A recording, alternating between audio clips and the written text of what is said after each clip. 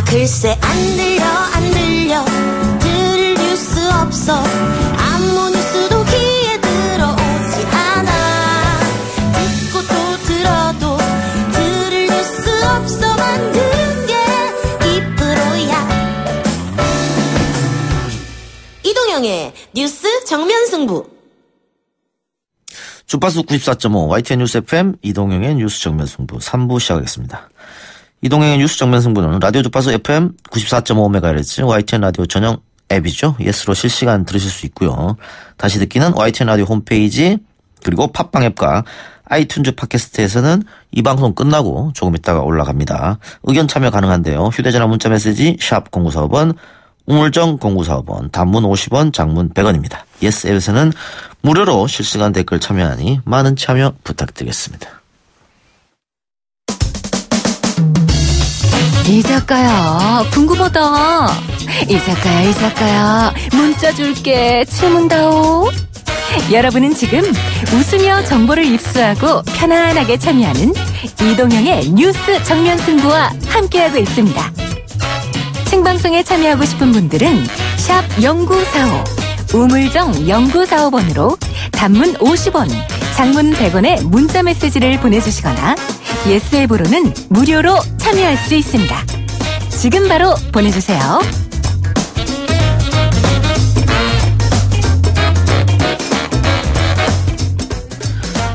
바른미래당 소속 원희룡 제주도지사가 오늘 탈당을 선언했습니다.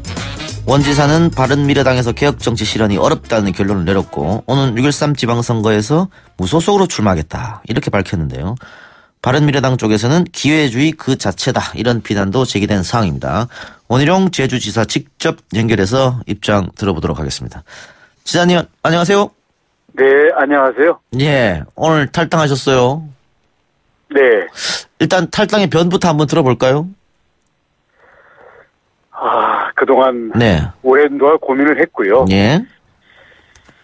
결국 많이 좀 착잡한 결정입니다만은 이제 바른미래당에 계속 있는 게 원래 바른정당을 창당하면서 했을 때 그때 추구하고자 했던 그런 건강하고 개혁적인 야당을 만들어 나가는 그 부분에 대해서 예. 현재 좀 답이 없는 상태라고 느꼈고요. 예. 그리고 우리 지도부들과의 의견 차이가 커서 이쯤에서 정리를 하는 게 서로 맞겠다라는 생각을 했습니다.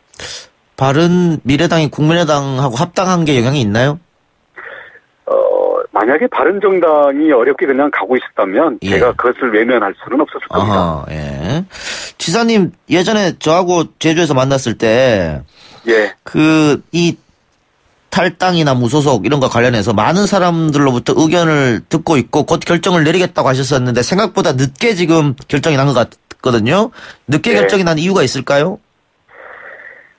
우선 저와 가까이서 함께 이제 일을 하거나 아니면 많은 교감을 하고 있는 분들에서도 의견이 많이 갈려 있었어요.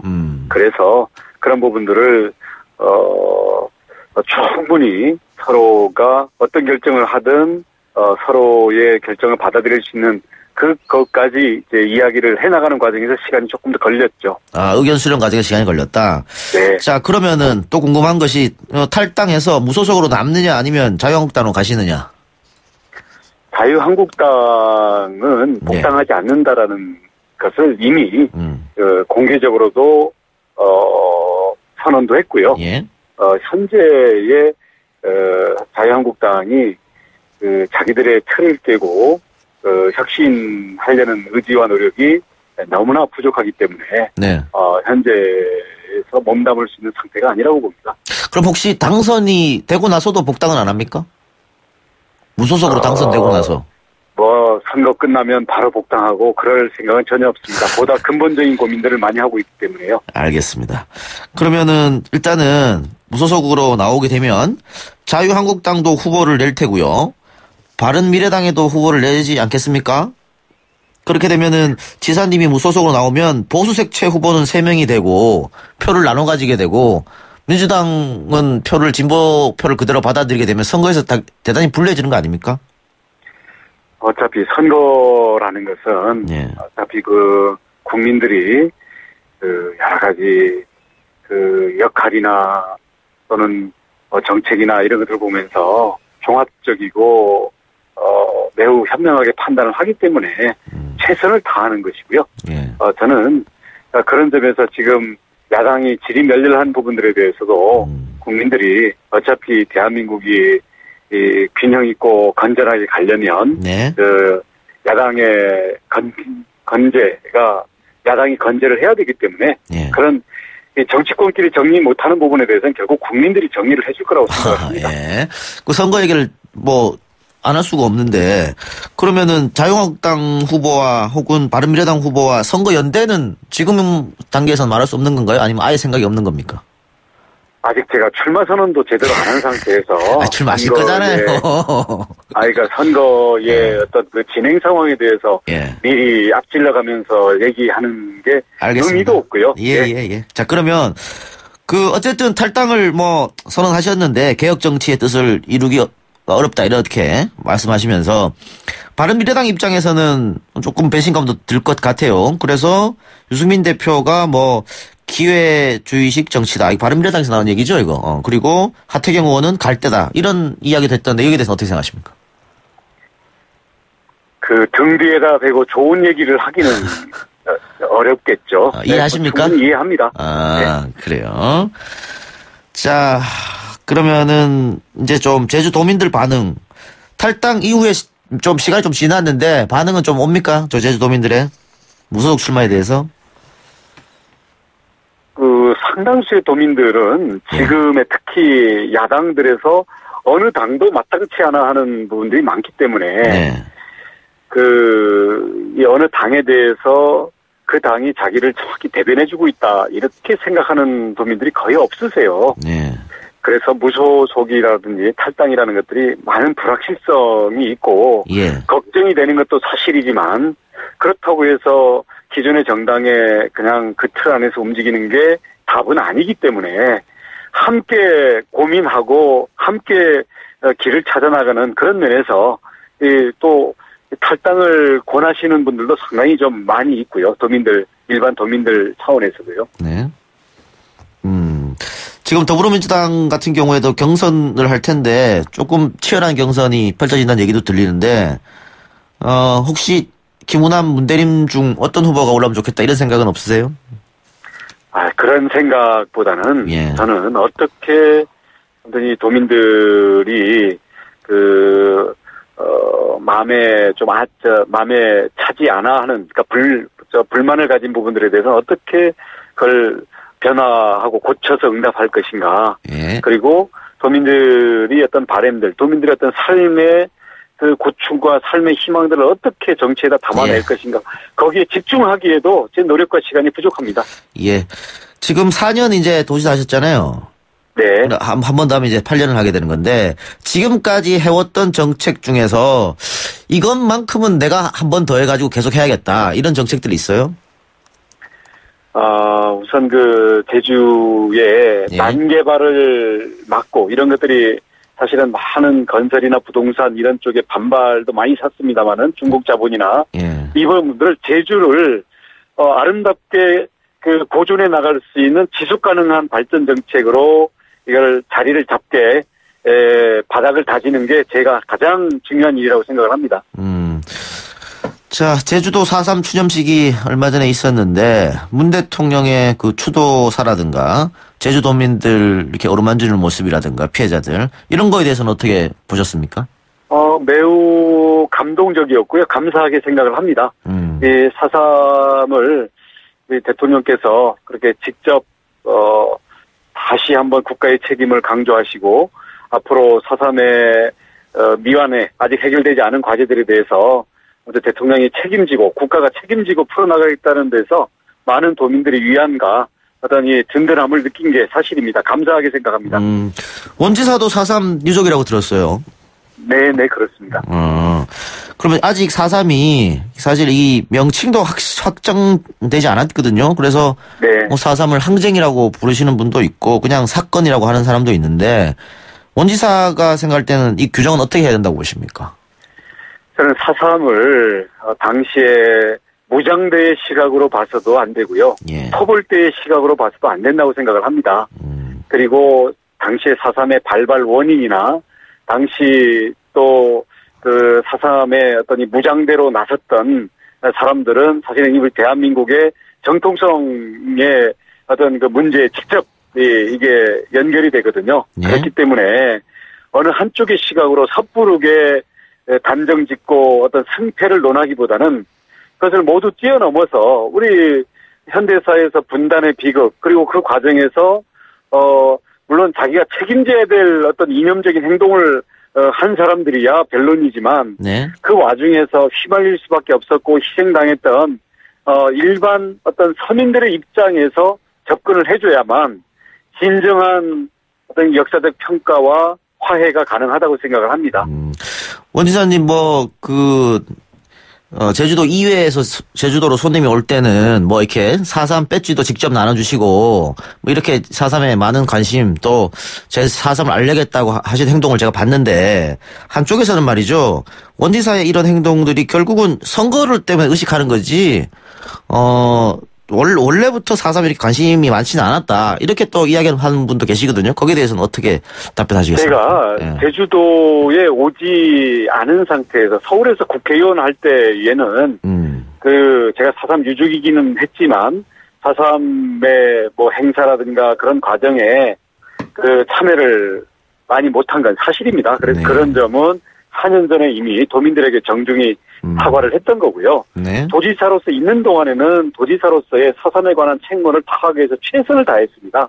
아직도 도지사로서의 책무를 다하고 있는 거고요. 예. 그런 점에 대해서는 우리 4.3 관계자들이나 4.3 유족회에서 그 부분들에 대해서는 그 노력과 도지사로서 책무를 했던 과정에 대해서 다 잘 알고 계시다고 저는 믿습니다. 예. 그 4.3에 대해서 마지막으로 하나만 더 여쭤보겠습니다.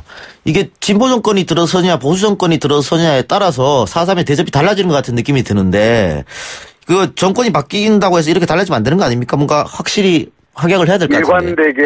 일관되게 가야죠. 예. 그래서 보수 정권은 4.3을 자꾸 이념에 특히 이념이라는 건 뭐냐면 어떤 이 좌익이 주도를 했던 그런 사건으로만 접근하는 그런 거에서 좀 벗어나야 될 것 같고요. 예. 또 다른 한편으로는 이제 예를 들어서 진보적인 게 될지 아무튼 또 어떤 이 4.3에 대해서 또 이 적극적인 이런 정권의 입장의 경우에는 거꾸로 뭐랄까요. 이게 좀 이걸 좀 한쪽의 입장이 강조되거나 아니면 또 정치적으로 이용되는 이런 부분들에 대해서 또 좀 균형을 어느 정도는 잡아주는 게 필요하다고 생각을 합니다. 그래서 진짜 4.3에 의해서는 토벌대에 의해서 다수가 희생당했지만 무장대에 의해서 희생을 당한 사람들도 있는 거고요. 예.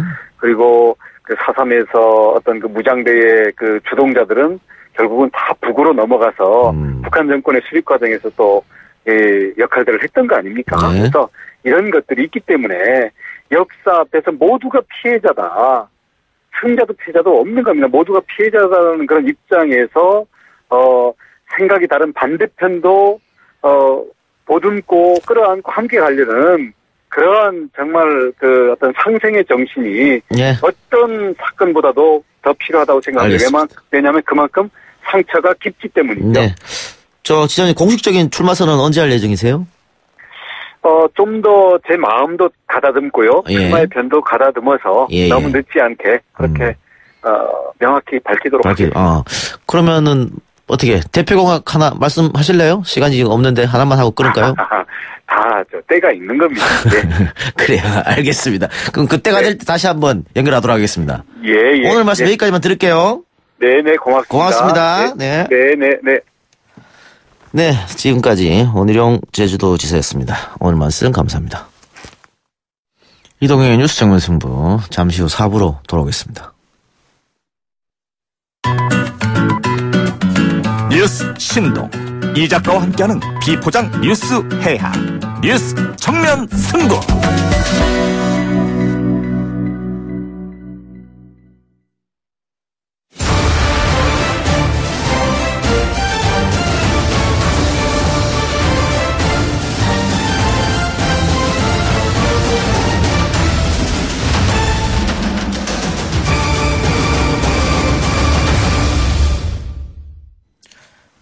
진검승부 트루맨, 팩트체크 전문 미디어 뉴스톱 김준일 팩트체커, 그리고 한겨레 21 김한 기자 나오셨습니다. 어서 오세요. 안녕하십니까? 네, 안녕하세요. 네, 김준일 씨는 지난주 지각, 오늘은 상당히 일찍 오셨네요. 네, 30분 일찍 와서 마음을 졸이면서 보고 있었습니다. 아, 그래, 고마워요. 네. 김한 기자는 지난주 첫 방송이었는데 어땠어요? 네. 주위에 뭐 반응이 있던가요? 네, 뭐 별로 체크된 팩트가 없다. 아, 그래요? 얘기를 누가 하더라고요.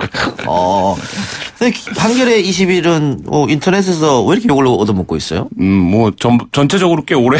꽤 오래됐어요? 네. 아니, 그러면은 뭐 보수 독자들한테 욕 먹고 진보 독자들한테 욕 먹고 다 욕 먹네요? 네, 좀 도와주십시오. 갈 데가 없습니다.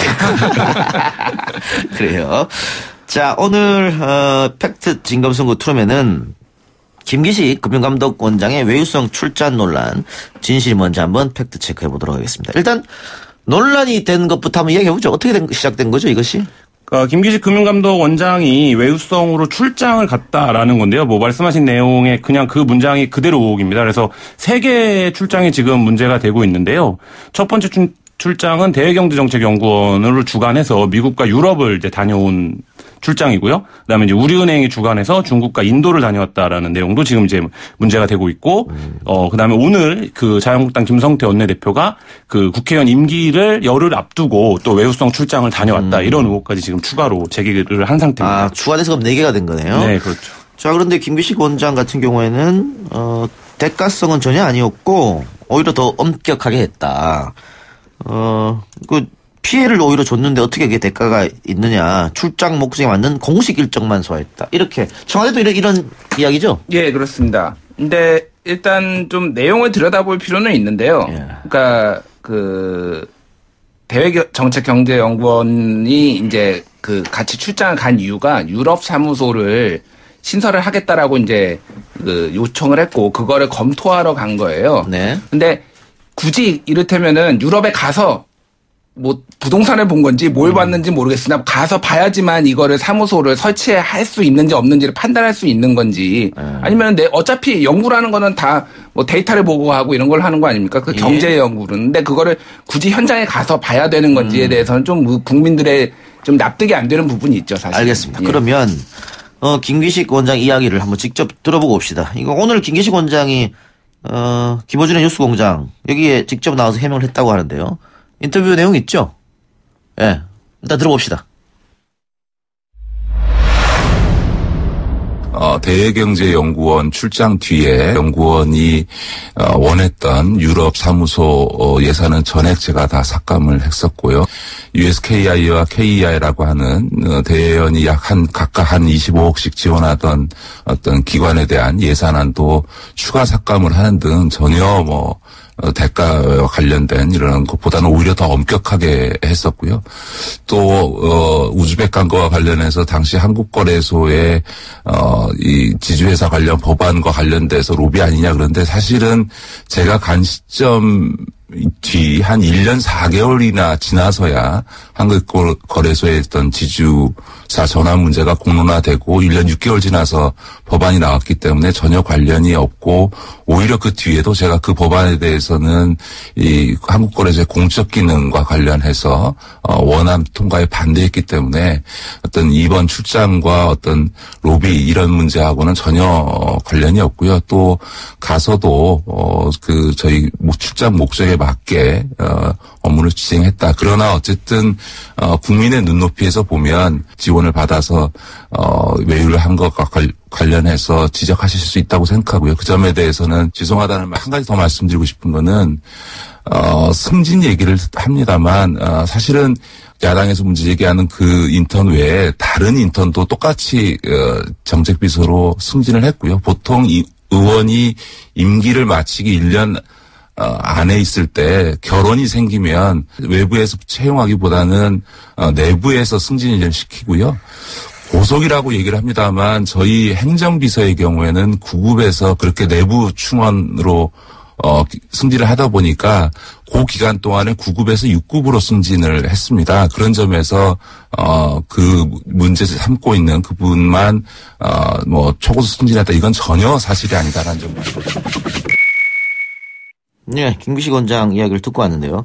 그 팟캐스트 댓글에 보니까 뉴스 공장에는 김기식 직접 출연하던데 이 작가 뉴스 정면 승부는 왜 안 부르냐 그러는데 지금 이렇게 들려드렸잖아요.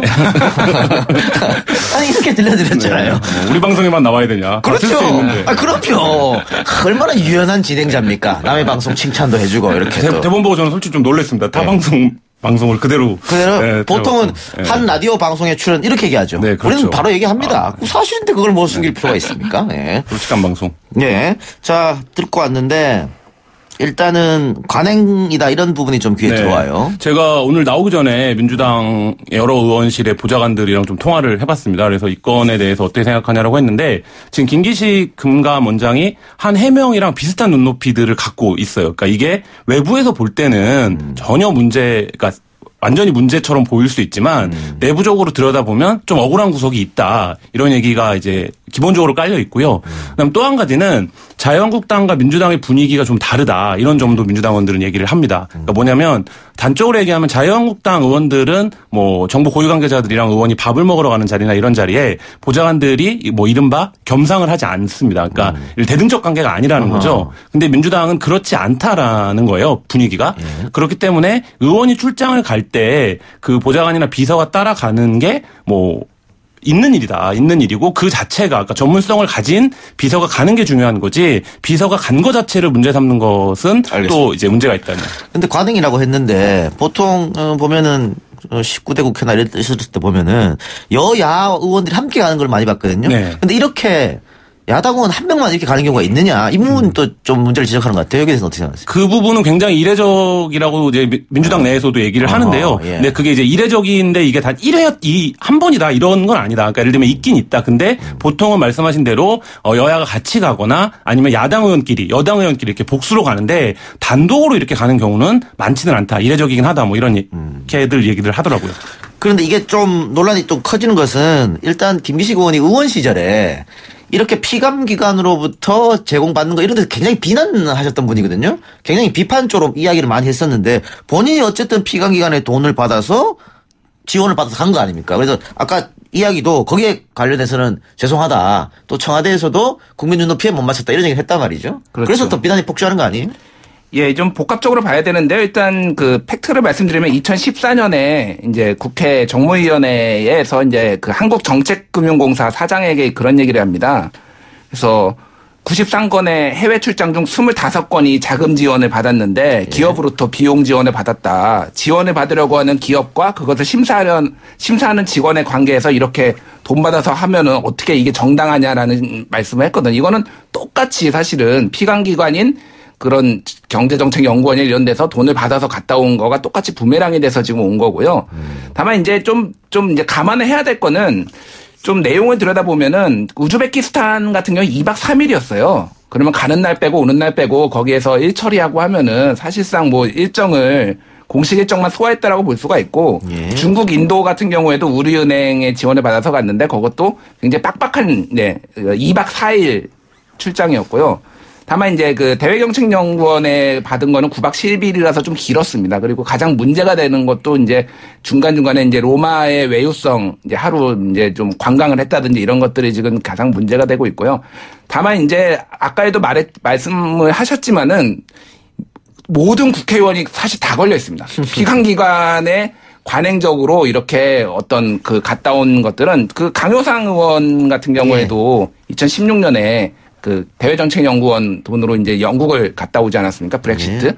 그래서 그런 것들이 그러면은 동일한 기준과 잣대로 지금 이렇게 적용을 한다라면은 그런 분들도 그 외유를 갔다 오신 분들도 전부 다 이런 수장에 앉으면 안 되는 거예요. 그런 것들을 그럼 어떻게 이번에 이게 공식적으로 문제가 됐다라고 하면은 앞으로는 그럼 어떻게 할 것인가에 대해서도 좀 생각을 해봐야 되지 않을까 저는 그렇게 보고 있습니다.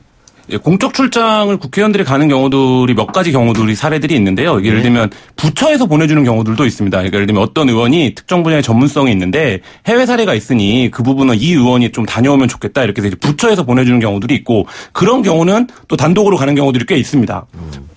죄송합니다. 그리고 상임위 차원에서 결정이 돼서 해외를 가는 경우들이 있습니다. 그게 이제 아까 말씀하신 대로 그렇게 되면 상임위원장이 배분을 합니다. 뭐 여야 2명씩 간다든지 아니면 이번에는 야당만 가고 다음에는 여당만 간다 이렇게 배분을 하는데 지금 김기식 의원 건에 문제는 이 피감 기관이 개별적으로 보내주는 건들은 의원들끼리도 서로 잘 모른다는 겁니다. 그러니까 그 김기식 의원이 예를 들면 대외경제정치연구원의 지원을 받아서 해외 출장을 갔는데 그게 누구의 지원을 받아서 어떻게 간 건지를 다른 의원들도 모르고 이 얘기는 뭐냐면 모든 국회의원들이 지금 이런 출장권들이 다 있을 거라는 거죠. 왜냐하면 이것이 그러니까 이제 민주당이나 김기식 의원은 상당 부분 그때까지는 관행이었다 이렇게 주장을 하는 건데 저도 한 가지 김기식 의원이 했던 발언을 말씀드리고 싶은데 네? 이분이 이제 김영란법 입법을 굉장히 열심히 그렇죠. 예, 활동을 하셨던 분인데 그때 이분이 뭐라고 말했냐면 김영란법은 좀 과잉 입법인데 포괄적 입법이면 분명한데 접대 로미 문화의 관행을 근절하고 투명한 선진 사회로 나아가는 계기다 이렇게 얘기를 했는데 본인의 이 발언에 견줘서 이 출장들이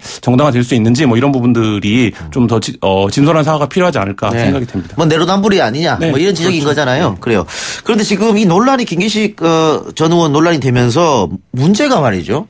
언론들이 또 자극적으로 기사를 쓰더라고요. 제목만 보면 김기식 여비서 출장 동행 네. 뭐 이런 식이야 이게 이렇게 소위 말하는 제목 장사를 해도 됩니까 이거? 이게 좀 너무 자극적인 거 아니에요? 굉장히 악의적인 프레임이라고 생각을 하는데요. 그러니까 이 의도가 다분한 거죠. 이렇게 이제 얘기하는 거 인턴이다, 여비서다 이런 거를 흘리는 거, 여비서를 흘리는 거는 이 출장 자체의 목적이 뭔가 다른 문란한 의도가 있는 것처럼 그렇죠. 비춰지기 위해서 그 선택된 어휘고요. 인턴이라는 표현도 사실 마찬가지입니다. 그러니까 예를 들면 전문성이 전혀 없는 사람을 데려갔다. 왜 데려갔겠냐 이런 거에 대한 상상과 추측을 불러일으키는 과정인데 이런 것들이 지금 이 문제일까? 예를 들면 김기식 의원의 출장 본질과 이거는 전혀 다른 문제라고 생각이 되고요. 굉장히 좀 악질적입니다. 예. 그리고 뭐 전효옥 전 의원이 얘기했나요? 김기식 구급 여비서 비즈니스 클래스 국회 사상 없던 일 뭐 이렇게 얘기해서 또 이것도 좀 논란이 됐는데 여기에 대해서는 김기식 위원장은 그렇지 않다. 이코노미 타고 갔다고 또. 이거 얘기를 한 상태고 그리고 4월 10일자 TV조선 김기식 참여연대 시절 대기업 돈으로 해외 연수 이것도 연수와 관련해서 포스코 측으로 지원을 받은 사실이 없다. 이렇게 지금 계속 언론에서 의혹을 제기하면 김기식 원장이 해명하고 네. 계속 이런 식이거든요. 네. 앞으로 계속 이게 논란이 맺어지지 않고 계속 이어질 것 같죠? 예, 아무래도 한마디로 이제 건수를 잡았다. 야당 입장에서는 예. 그런 상황이고요. 이거가 지금 이제 고발까지 한 상황 아닙니까? 그래서 아무래도 지방선거나 이런 것들을 의식을 해서 계속 이게 이슈화를 하려는 의도가 보이고요. 다만 이제 저는 뭐 아까 전에 말씀하셨지만은 이런 외유성이든 아니든 피감기관의 지원을 받아서 가는 거에 대해서는 서로 의견이 다를 수가 있어요. 보는 눈높이가 다를 수가 있는데 여비서라든지 남비서든 여비서든 무슨 상관입니까? 비서랑 가서 일을 처리한 건데 그런 식으로 그거는 그 당사자의 마음을 생각을 해야 되거든요. 굉장히 지금 상처를 받고 있을 것이고 그렇죠. 예, 힘든데 그런 식으로 좀 악의적인 공격은 좀 안 했으면 좋겠습니다. 그 여의도 대나무숲에서도 그 부분들이 여야 가리지 않고 대나무숲이 뭐죠? 그러니까 여의도에서 일하는 국회에서 일하는 보좌관들이 이제 페이스북 익명 페이스북인데 거기에서도 익명이기 때문에 마음대로 의견이 왔다 갔다 하겠네요. 예. 그러니까 자유한국당의 공격이 과도하다. 그러니까 말씀하신 대로 여비서 남비서 다른 거냐. 이것이 어쨌든 여성에 대한 어떤 폄하나 전문성을 절하하는 걸 깔고 있다라는 거고요. 인턴 부분은 좀 이렇게 설명을 하더라고요. 그러니까 민주당 일부 의원들과 정의당 의원들 같은 경우에는 이렇게 정책적 동지관계에 있는 분들을 프로젝트 매니저처럼 몇 개월씩 쓰는데 직급을 주지 않고 인턴으로 많이 썼었다라는 겁니다. 그래서 민주당 측의 설명은 김기식 의원실 방이라든지 아니면 뭐 장하나 의원실이라든지 은수미 의원실이라든지 이렇게 시민사회 쪽에서 전문성을 갖고 여의도 입성한 국회의원들 경우에는 그렇게 이제 정책비서를 인턴으로 쓰는 경우들이 있었다. 그러니까 이것도 역시 아까 말씀드렸던 것처럼 다른 그러니까 자유한국당과는 약간의 차이가 있는 지점인데 그 부분을 인턴은 자격이 없는 무자격 이렇게 지금 보는 프레임으로 보도를 하는 것은 좀 그 당사자도 그렇고 이 사안을 좀 왜곡하는 문제일 수 있다 이런 생각이 듭니다. 지금 바른미래당이 국회 국정조사도 실시하자고 한 것 같은데 현실적으로는 좀 불가능할 것 같고요. 예. 뭐 실질적으로 국정조사 실시가 된다 그래도 아까처럼 야당도 이런 경우가 많은데 그럴까지 다 나와야 될 거 아니에요. 그런 게 있기 때문에 현실적으로 안 될 것 같고 다만 바른미래당이 오늘 김기식 원장을 검찰에 고발을 했어요. 지금 혐의가 뭐죠? 특정범죄 가중처벌법상 뇌물수수와 직권남용. 예. 이게 어떻게 처리가 될까요? 어떻게 보세요?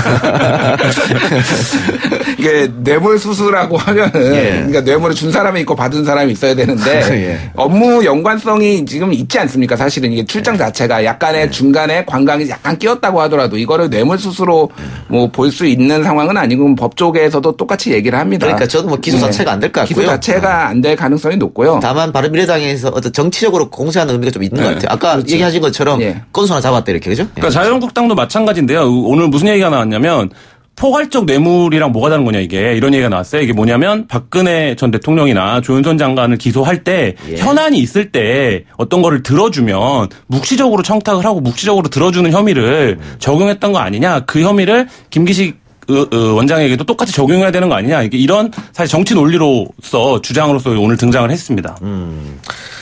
그리고 오늘을 또 그 소위 말하는 찌라시가 좀 돌았어요. 내일쯤 사퇴한다, 뭐 이렇게. 오늘 또 청와대에서 그거 아니라고 또. 이제 백브리핑이라고 하죠. 이제 비공식 브리핑으로 이제 했는데 아니다라고 이제 부인은 한 상태입니다. 근데 그거는 뭐 알 수는 없고요, 사실은. 그거는 뭐 당이 다음날 되면 또 바뀌는 게 그걸 알 수는 없는데 정치적으로는 굉장히 부담은 갈 겁니다. 청와대 입장에서는. 그리고 사실은 좀 비판을 하자면은 김의겸 대변인이 이 문제를 핸들링을 잘못했어요. 왜냐면 굳이 쓰지 않아야 될 단어들, 이를테면 실패한 로비라는 단어를 써서 그거를 조선일보가 기사화하지 않았습니까? 실패한 로비도 로비예요. 그럼 로비를 받았다라는 거예요, 사실상. 그거는 로비를 받았든 안 받았든 청와대에서는 쓰면 안 되는 단어였는데 그거를 대변인이 쓰고 그거를 기사화를 하니까 그 기사감도 안 되는 거라면서 공격을 했단 말이에요. 전체적으로 약간 스탠스가 지금 전체적으로 꼬여 있는 상황이고요. 그래서 뭐 항상 모양새는 잦은 사태지만은 이제 그런 결심이 좀 있을 수도 있겠다는 그런 그 관측이 좀 나오고 있습니다. 야, 근데 그 찌라시라는 게 대단하네요. 이거 찌라시를 보고 기자들이 대변인한테 확인도 하고 말이죠. 하여튼 어쨌든 오늘 백브리핑에서는 그런 일은 없다라고 지금 얘기한 거고요. 그러면은 그 어제 이야기한 거하고 바뀐 게 없는 거죠. 엊그젠가 이야기했던 거하고는. 예, 그렇죠? 현재로서는 큰 변화는 없습니다. 변화는 없다. 자, 우리 아까 잠깐 얘기한 것처럼 바른미래당 유승민 대표가 참여연대 시절 김기식 원장이 포스코 돈으로 미국 다녀왔다 이렇게 얘기를 했고 포스코 재단 측과 김기식 원장은 사실이 아니다. 유승민 대표가 왜 포스코를 갑자기 이야기를 꺼냈을까요? 일단 이거는 유승민 대표가 증거를 제시하지 못하고 있습니다. 자기가 얼핏 봤다. 어디선가 얼핏 봤다라고 얘기를 하고 있고 공식 부인을 하니까 내가 오래전에 봐서 기억은 안 나는데 보긴 봤다라고 해서 이렇게 공식적으로 아니라고 이거는 뭐 맞으면 맞다라고 해야지 이게 더 큰 문제가 생기지 그렇죠. 않습니까? 그래서 이거는 아닌 거라고 봐야 되고요. 좀 너무 막 묻어가기식 근거 없는 지금 폭로전이 지금 의혹제기가 지금 이어지고 있는 걸로 지금 보여지고 있습니다. 그런데 또 이렇게 유승민 대표가 나오니까 여당에서는 아이고 잘 걸렸다. 그러면서 안철수 대표의 포스코 사위이상 포스코 얘기를 했어? 이러면서 이게 좀 정쟁으로 치닫는 분위기예요. 네, 그러니까 이게 뭐 야당 입장에서는 민주당이 인사 때마다 어떤 문제가 불거지면 내로남불을 한다 이렇게 얘기를 하고 이제 그 건으로 오늘 유승민 대표의 얘기는 포스코 청와대재단이 시민사회 인사들에 대한 해외 연수 지원을 사업을 하긴 합니다. 그러니까 이제 그 부분에서 김기식 처장 이 참여연대 출신이기 때문에 뭐 그 부분에 이제 얼핏 보고 얘기를 한 것 같은데 이런 그러니까 정치권이 기존 국민의 눈높이 안 맞는 지원이나 외유 해외 연수 지원 이런 것들을 받아왔다라는 거죠. 그 자체가. 근데 이제 이게 어떤 것이 건수가 되면 지금 조선일보 제 기사 건수를 보니까 이 건 관련해서만 거의 한 30건을 지금 며칠째 기사를 썼더라고요. 그러니까 그런 정도로 그러니까 지금 문재인 정부 이후에 야당과 보수 언론이 제대로 된 건수를 잡지 못했고 한 번도 반전을 분위기를 시키지 못했었는데 그 건에서 지금 이 금감 원장 김기식 원장 건을 잡고 물고 늘어지고 있는 국면이고 그게 국민들 눈높이에 봐서도 이번에는 김기식 원장이 좀 문제가 있는 것 같다. 이런 것들을 좀 확산시키는 과정이 아닌가. 뭐 그래서 그러면 이 논란이 계속되면 계속될수록 청와대는 부담이 될 수밖에 없을 텐데 청와대가 계속 가겠다고 생각하는 것은 결국은 이거 재벌 개혁이라든가 뭐 이렇게 금융 개혁이라든가 이 부분에 대해서는 김기식밖에 없다 적임자가 이렇게 판단하는 건가요? 그것도 있지만은 이를테면은 사퇴할 만한 건이 아닌데 여기서 물러나면은 또 다른 뭐 요구를 받아들여야 된다라는 약간 그런 선을 좀 그은 것 같아요. 예전에 탁현민 행정관에 대한 일각의 어떤 사퇴 요구에 대해서도 사퇴할 만한 건이 아니다라고 선을 그었지 않습니까? 그런 식으로 일단 어느 정도 선을 그은 건 맞고요. 다만 청와대가 가장 민감하게 생각하는 거는 여론 동향이거든요. 지지율, 그 국정 수행 지지율에 대해서 굉장히 민감하게 보기 때문에 거기에까지 영향을 이 사안이 끼친다라면은 좀 움직임이 달라질 수는 있을 것 같습니다. 네. 근데 이거는 근데 대통령이 이렇게 계속 가겠다고 하면 가는 거잖아요. 청문회가 있는 것도 아니고. 근데 뭐 형식적으로는 그렇죠. 근데 지금 굉장히 부담스러운 상황으로 번지고 있는 게 결국에 이제 조국 민정수석의 인사검증 논란으로 가고 있거든요. 근데 이제 이게 앞서 탁현민 행정관 건 얘기했지만 뭐 그 비교할 수 없는 자리고 금감원장은 그리고 그 조국 민정수석과 김기식 전 의원 같은 경우에는 참여연대 시절부터 시민사회에서 같이 일을 오래 해왔던, 그리고 지금 또 이제 같이 했던 연구소 문제까지 논란이 확산되고 있는 국면이기 때문에 청와대 입장에서도 어느 순간에 선택을 해야 되는데, 아까 말씀드렸듯이 지금 야당 뭐 보수 언론 이 총공세를 하고 있는 상황에서, 그러니까 이 상황을 과연 버틸 수 있는가, 뭐 이런 부 그리고 굳이 버텨야 되는가, 뭐 이런 거에 대해서 좀 복합적인 고민에 들어가지 않을까 생각이 됩니다. 근데 또 일각에서는 김기식 원장이 일을 시작하기도 전에 흠이 많이 가서 실제로 일을 하려고 하면 그 영이, 소위 말하는 영이라고 하죠. 영이 서득해 서겠느냐, 이런 비판을 하시는 분도 있어요. 일단 뭐 영은 뭐 그건 중요한 거 아니고요. 김기식 원장은 만약에 계속 직무를 수행하게 되시면은 굉장히 엄격하게 할 겁니다. 원래 그랬던 분이고, 이를테면은 실패한 로비라고 할 정도로 굉장히 사안에 대해서 엄중하게 바라봤기 때문에 일은 제대로 할 거라고 보는데, 다만 지금 뭐 삼성증권 사태도 있고 굉장히 많은 현안들이 있는데, 금감원이 지금 김기식 원장에 대한 이런 변호에 급급하느라고 일을 제대로 지금 못하고 있다라는 식으로 비춰지고 있어요. 그런 것들이 굉장히 금감원 입장에서는 부담이죠, 사실은. 그러니까 이 문제가 불거진 이유도 결국엔 김기식 금감원장 카드가 이 금융권을 비롯한 이제 기존의 그 어떤 카르텔들에 굉장히 위협적으로 받아들여졌기 때문에 보수 언론이 어떤 이거를 건수로 삼아서 공격을 났었다, 이런 측면이나 시각들이 청와대나 민주당 내부에도 좀 있는 것 같고요. 그 얘기는 뒤집어서 말하면 뭐 금융개혁을 할 사람이 김기식 밖에 없느냐, 이건 아니겠지만 어쨌든 적임자는 맞다, 이런 거에 대한 판단은 있는 것 같고요. 다만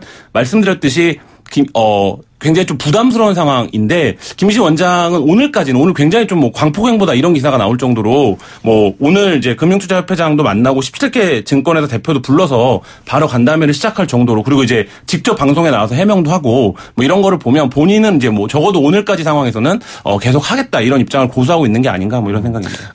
방금 김 기자도 얘기했듯이 다른 사람도 아주 김기식한테 이렇게 총공세, 야당과 보수 언론이 하고 있는 것은 그 청와대가 생각하고 있는 개혁의 적임자, 이 프레임을 무너뜨려서 좌초시키려고 하는 거 아니냐. 특히 뭐 원래 김기식 원장이 국회의원 시절에서도 뭐 삼성에 대한 저승사자 이런 얘기 있었잖아요. 네. 그래서 뭐 음모론의 가운데는 삼성이 이걸 다 주도하고 있다. 이런 얘기까지 돌고 있는 상황이에요. 거기에 대해서는 어떻게 생각하세요? 그 뭐 검증은 된 건 아니지만은 삼성이 굳이 뭐 이거를 주도할 이유는 없고요. 삼성은 아니고 이게 어쨌든 개혁을 자초하기 시키기 그거는 위해서요. 충분히 이게 일리가 있는 시각입니다. 왜냐하면은 굉장히 이제 개혁, 소위 말하는 이 강경파, 강성파고 그러니까 개혁을 지속적으로 주창해왔던 사람이기 때문에 금융기관이나 이쪽 입장에서 보면 굉장히 부담스러운 존재는 맞죠.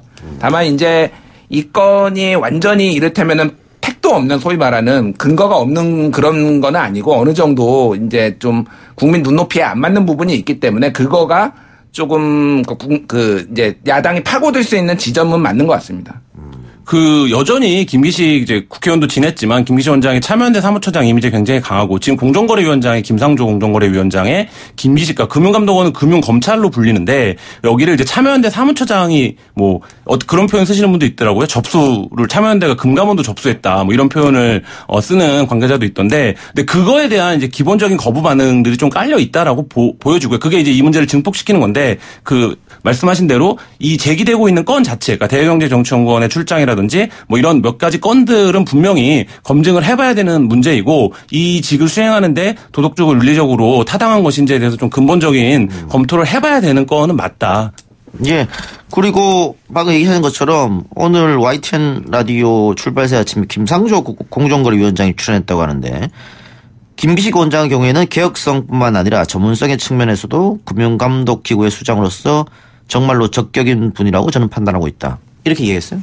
네. 그러니까 김기식 금감원장이 발표가 됐을 때 이제 인사를 얘기하면서 이제 기자들이 흔히 이거 무릎을 탁 쳤다 이런 표현을 쓰곤 하는데 그러니까 딱 그런 인사 중에 하나였거든요. 그런 면에서 본다면 뭐 일부에서는 금융 관련된 전문성이 좀 부족하다 이런 평가도 하긴 합니다만 어쨌든 해왔던 여태까지 사회적 이력을 봤을 때 충분히 이 일에 개혁의 적임자라고 보여지는데 그것과 지금 얘기가 되고 있는 외유성 출장 논란 같은 경우는 좀 별개의 건으로 봐야 되고 여기서 김기식 위원장이 그러니까 관행이어서 그 당시에는 그랬다 정도의 수준이 아니라 그러니까 지금 해명을 하면서도 사실 그 9박 10일 일정을 공식적으로 어떤 그런 공적 업무를 구체적으로 얼마나 수행을 했던 것이고 뭐 이런 거가 아니라 나는 그 출장을 갔다 왔어도 예산을 깎고 이렇게 해서 난 전혀 로비가 통하지 않는 사람이다. 이런 이제 해명의 가닥을 잡았는데 저는 이제 그 부분보다는 좀 더 지금 훨씬 더 많은 커뮤니케이션이 일어나고 있는 세상이기 때문에 좀 적극적인 해명이 필요하다고 보여집니다.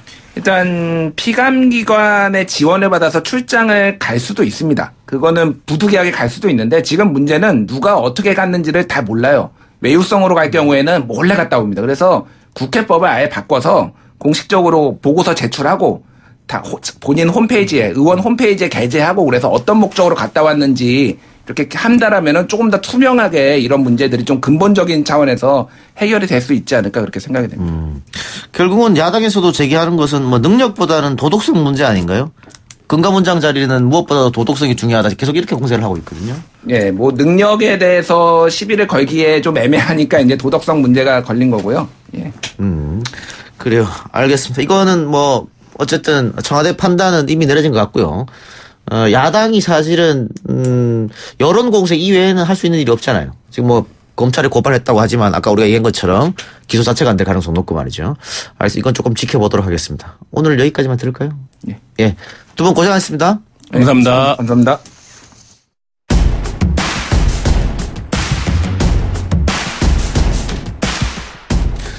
YTN 뉴스 FM 이동형 뉴스 정면 승부. 오늘 준비한 순서는 여기까지입니다.